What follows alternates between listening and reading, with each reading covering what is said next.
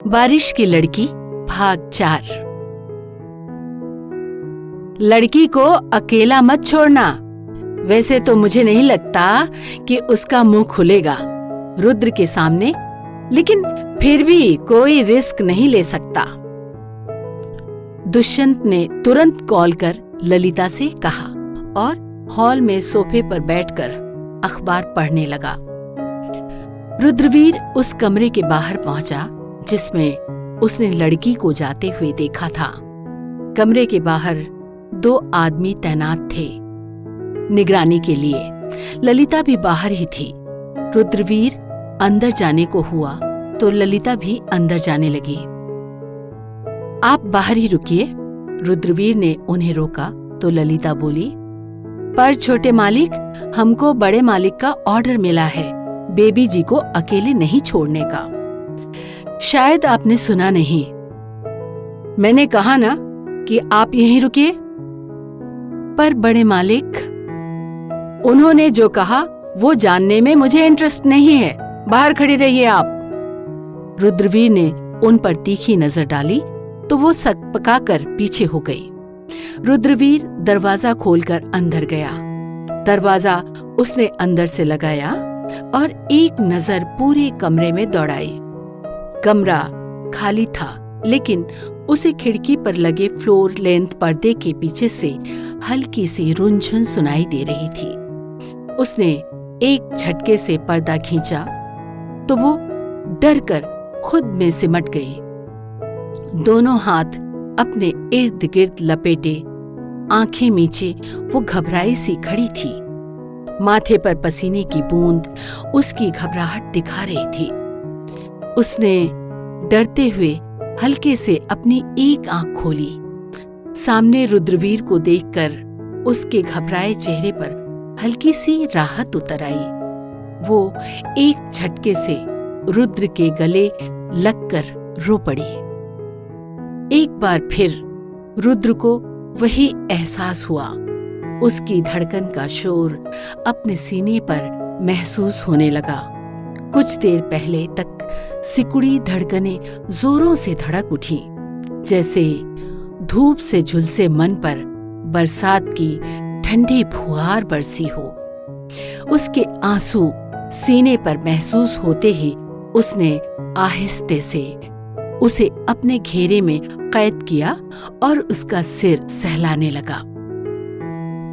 पहली बार किसी के आंसुओं से उसका दिल छलनी हो रहा था। वो बस रुद्र के गले लगी रोए जा रही थी, जैसे लंबे वक्त तक किसी अपने के लिए तरसी नजरों को वो कंधा मिल गया हो जिस पर सिर रखकर वो अपना दिल हल्का कर सके। मैं इतना तो समझ गया हूं कि जो चौधरी साहब ने वजह बताई वो तो झूठ है, लेकिन फिर भी तुमसे मैं जानना चाहता हूं। बताओ मुझे, क्या सच में यहाँ तुम उसी वजह से हो जो चौधरी साहब ने बताई, या फिर कुछ और बात है? रुद्रवीर ने उसे अपने घेरे में महफूजियत का एहसास कराते हुए सवाल किया। मैं अनाथ हूं। उसके इस छोटे से जवाब ने सारी बातें साफ कर दी थी। दुष्यंत चौधरी ने झूठ कहा कि ये लड़की उनके दोस्त की बेटी है, मगर क्यों? इस वक्त वो चाहकर भी कुछ नहीं कर सकता था, क्योंकि पूरा घर दुष्यंत के आदमियों से घिरा था। अगर उसने अभी दुष्यंत की मर्जी के खिलाफ जाकर उस लड़की को यहाँ से ले जाने की कोशिश की तो दोनों मारे जाएंगे।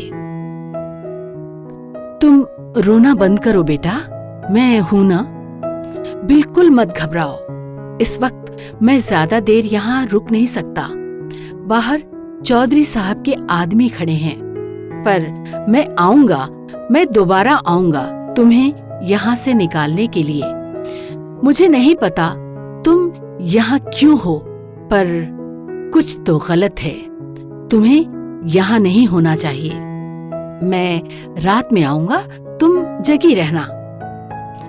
रुद्रवीर ने उसके आंसू पोंछते हुए कहा तो लड़की उसे उम्मीद भरी नजरों से देखने लगी। न जाने ऐसा क्या था उसे एक पल में। रुद्र ने आगे बढ़कर उसके माथे पर आत्मीयता से अपने होंठ रख दिए। उस एक पाक साफ स्पर्श को पाकर लड़की की आंखें बंद हो गई और कुछ बूंद कोरों से ढुलक गए। छोटे मालिक, बड़े मालिक आपको बुला रहे हैं। बाहर से ललिता ने आवाज लगाई तो रुद्रवीर पीछे होता हुआ उसके कोरों से निकली बूंदों को उसने उंगलियों की पोर से पूछा और जाने के लिए पलटा, लेकिन लड़की ने उसका हाथ थाम लिया। रुद्र ने उसकी ओर देखा। कुछ था उसकी नजरों में, शायद कोई सवाल या डर या फिर घबराहट। भरोसा करो, मैं पक्का आऊंगा और तुम्हें यहां से दूर ले जाऊंगा।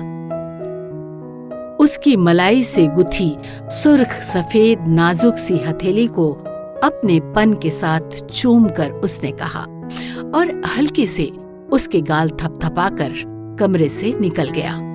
उसके निकलते ही ललिता अंदर आई और उस लड़की पर चिल्लाते हुए उसे डराकर सवाल करने लगी कि उसके और रुद्रवीर के बीच क्या बातें हुईं। वो मुझसे बस पूछ रहे थे कि यहाँ मुझे कोई दिक्कत तो नहीं है। मैंने उन्हें ना कह दिया, लड़की ने घबराकर जवाब दिया तो ललिता उसके चेहरे को अपने हाथों में कसकर पकड़कर उसे घूरती हुई बोली, ऐसा क्या है तुझमें लड़की, जो तुझे देखते ही सब लार टपकाने लगते हैं? वरना छोटे मालिक ने आज तक कभी इस घर में आए किसी से ये तो नहीं पूछा कि कोई दिक्कत है या नहीं? ऐसा कौन सा जादू चलाती है तू मर्दों पर? उसने लड़की को झटक कर छोड़ा जिससे वो गिर पड़ी। ललिता कमरे से बाहर निकल गई और वो लड़की फर्श पर बैठी बेड पर सर टिकाए सिसकने लगी। मिलते हैं अगले भाग में।